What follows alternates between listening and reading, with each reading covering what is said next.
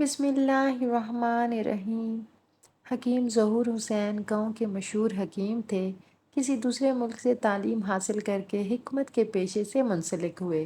جب وہ غیر ملک سے واپس آئے تو شہر میں ایک بہت بڑا دیسی دوا خانہ کھول دیا۔ اس کے اپنے دیہات کے لوگ علاج کے سلسلے میں شہر کا رخ کرتے تھے۔ ایک دفعہ وہ اپنے آبائی گاؤں آیا تو دیکھ کر حیران ہوا، یہاں نہ کوئی ڈاکٹر ہے نہ حکیم۔ لوگ علاج کے سلسلے میں 50 کلومیٹر دور شہر کا رخ کرتے تھے۔ حکیم کو یہ دیکھ کر بہت افسوس ہوا۔ اس کے بعد حکیم صاحب مائی فاطمہ کے گھر گئے تاکہ اس کی خیریت دریافت کر سکیں۔ مائی فاطمہ گاؤں کے بچوں کو قرآن مجید پڑھایا کرتی تھیں۔ حکیم ظہور نے بھی بچپن میں اسی سے قرآن مجید پڑھا تھا۔ وہ اس کی ماں سے بڑھ کر عزت کرتے تھے۔ حکیم صاحب کو اپنی ماں سے نفرت تھی کیونکہ اس کی ماں بچپن میں ہی اسے چھوڑ کر چلی گئی تھی۔ حکیم کو وہ رات اب تک یاد تھی جب گھر میں شور برپا تھا۔ وہ اس وقت 5 سال کا تھا جب اس کی ماں رات کے اندھیرے میں ایک سپاہی کے ساتھ بھاگ گئی تھی۔ وہ دل میں سوچتا تھا کہ یہ کیسی ماں تھی جو اپنے جگر کے ٹکڑے کو چھوڑ کے چلی گئی اور بعد میں اس کی خبر بھی نہ لی۔ اس کا باپ بی بی کی بے وفائی کی وجہ سے نیم پاگل ہو چکا تھا۔ ماں کے جانے کے بعد مائی فاطمہ نے ہی حکیم ظہور کی پرورش کی تھی اور اسے اپنے بچوں سے کم نہ سمجھا۔ جب وہ گھر کی دہلیز پر پہنچے تو وہاں پر ایک افسوسناک خبر ملی۔ اسے بتایا گیا کہ مائی فاطمہ 6 ماہ پہلے انتقال کر چکی ہے۔ رات کو اس کی طبیعت خراب ہوئی تو گھر والے پریشان تھے کہ گاؤں میں تو کوئی ڈاکٹر نہیں ہے۔ آدھی رات کو اسے شہر لایا گیا تو راستے میں ہی اس کا انتقال ہو گیا۔ ڈاکٹروں کے مطابق اگر اس کا بر وقت علاج ہو جاتا تو اسے بچایا جا سکتا تھا۔ یہ خبر حکیم صاحب پر بجلی بن کر گری اور اس نے فیصلہ کر لیا کہ اب میں شہر کی بجائے گاؤں میں ہی اپنا دواخانہ کھولوں گا اور اپنے گاؤں کے باسیوں کی خدمت کروں گا۔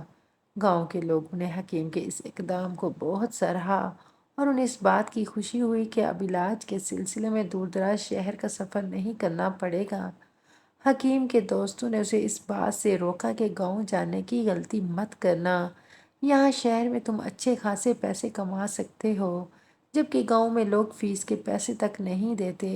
وہاں تو کنگال ہو جائے گا۔ مگر حکیم ظہور کے دل میں خدمت خلق کا جذبہ موجود تھا۔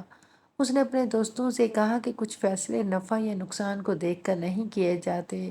صبح 8 بجے سے لے کر شام 7 بجے تک اس کا دواخانہ کھلا رہتا۔ غریب لوگوں کا مفت علاج کرتے اور ان سے کسی قسم کی فیس نہیں لیتے تھے۔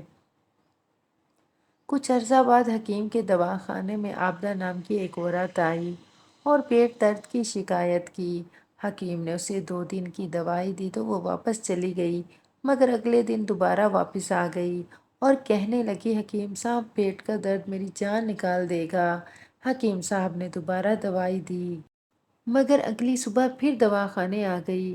حکیم صاحب نے کہا، میں یقین سے کہہ سکتا ہوں کہ تمہارے پیٹ میں بالکل درد نہیں، البتہ تمہارے پیٹ میں کوئی ایسی بات ضرور ہے جو تجھے پریشان کر رہی ہے۔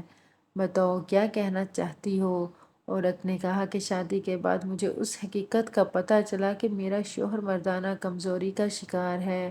ڈاکٹروں کے مطابق وہ کبھی باپ نہیں بن سکتا، مگر سب گھر والے مجھے لعن طعن کرتے ہیں۔ میرا شوہر کروڑوں کی جائیداد کا اکیلا وارث ہے، مگر افسوس کہ اس کا کوئی وارث نہیں۔ مجھے اس کا وارث چاہیے۔ حکیم نے کہا کہ اپنے شوہر کو میرے پاس بھیج دینا، میں کوشش کروں گا کہ اس کا علاج کر سکوں۔ عورت نے دوسرے دن اپنے شوہر کو حکیم کے پاس بھیجا تو معائنہ کرنے پر اس بات کی تصدیق ہو گئی کہ واقعی وہ کبھی باپ نہیں بن سکتا۔ عورت تیسری بار حکیم کے پاس آئی تو حکیم نے کہا، میں معذرت کرتا ہوں کہ تمہارے شوہر کا علاج ناممکن ہے۔ عورت کہنے لگی، اب آپ بھی میری مدد کر سکتے ہیں۔ وہ باپ نہیں بن سکتا مگر میں تو ماں بن سکتی ہوں۔ یہ سن کر حکیم حیران رہ گیا۔ اس نے صاف صاف انکار کر دیا، مگر عورت نے دھمکی دی کہ میں کل دوبارہ آؤں گی، اگر آپ نے میری بات پر عمل نہ کیا تو بدنام کر دوں گی۔ اگلی صبح عورت پھر حکیم کے پاس آئی تو حکیم نے ایک مرتبہ پھر انکار کر دیا۔ یہ سن کر اس نے اپنے کپڑے پھاڑ دیے، 2 سے 3 انڈے اپنے کپڑوں پر توڑ کر چلانے لگی۔ بچاؤ میری عزت بچاؤ! چیخ پکار سن کر لوگ دواخانے جمع ہوئے تو عورت نے روتے ہوئے سب کو بتایا کہ اس حکیم نے میری عزت لوٹ لی۔ میں تو بخار کی دوا لینے آئی تھی، مگر اس نے مجھے نیم بے ہوشی کی دوا دے کر داغدار کر ڈالا۔ حکیم چلاتا رہا کہ یہ عورت مجھ پر بہتان لگا رہی ہے، مگر جب انہوں نے عورت کے پھٹے ہوئے کپڑے دیکھے تو حکیم کو پکڑ کر لے گئے۔ قبیلے کی برادری میں یہ فیصلہ ہوا کہ حکیم کو سنسار کر کے مار دیا جائے۔ سب گاؤں والوں سے پکڑ کر لے جا رہے تھے کہ ایک رئیس اپنے گھوڑے پر سوار ہو کر کہیں جا رہا تھا۔ اس نے قبیلے کے سردار سے کہا کہ میں یہ ثابت کر سکتا ہوں کہ آیا عورت نے بہتان لگایا ہے یا حکیم حقیقی طور پر گناہ گار ہے۔ اس نے حکیم کو ایک بہتی نہر میں نہانے کو کہا اور اسی نہر میں اپنے گھوڑے کو پانی پلانے لگا۔ گھوڑے نے نہر کا پانی پینا شروع کر دیا۔ رئیس نے چیخ کر کہا، خدا کی قسم یہ حکیم بے گناہ ہے اور عورت نے اس پر بہتان لگایا ہے۔ میرا یہ گھوڑا کبھی بھی نجس پانی نہیں پیتا۔ اگر حکیم نے بدکاری کی ہوتی تو اس کی سمت سے آنے والا پانی گھوڑا نہیں پی سکتا۔ گاؤں کے باقی لوگوں نے بھی اس بات کی گواہی دی کہ اسی طریقے کی بدولت کئی بدکار نوجوان کو پکڑا گیا تھا، جبکہ اس وقت گھوڑے نے پانی نہیں پیا تھا۔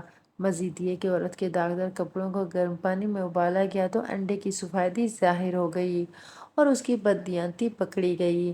حکیم کو باعزت بری کر دیا گیا، جبکہ عورت کو سزا کے طور پر گاؤں سے نکال دیا گیا تاکہ وہ دوبارہ کسی پر بہتان نہ لگا سکے۔